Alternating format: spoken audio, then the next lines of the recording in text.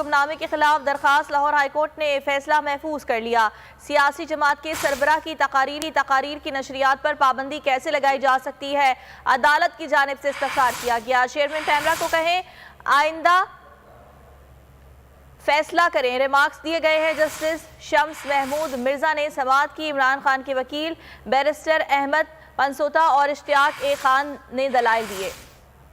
तफसीलात जानेंगे, अब्दुर्रहमान हमारे साथ मौजूद हैं। जी अब्दुर्रहमान बताइएगा।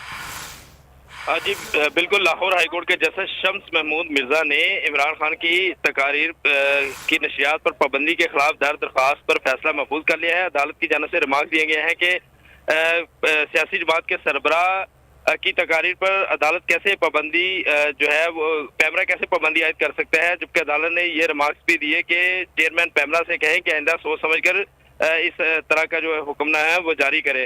अदालती समाअत के मौका पर इमरान खान के वकील अहमद पंसोता और इश्तियाक खान की जानब से अदालत को आगाह किया गया कि पैमरा की जानब से गैर आइनी और गैर कानूनी तरीके पर जो है ये हुक्मनामा जारी किया गया।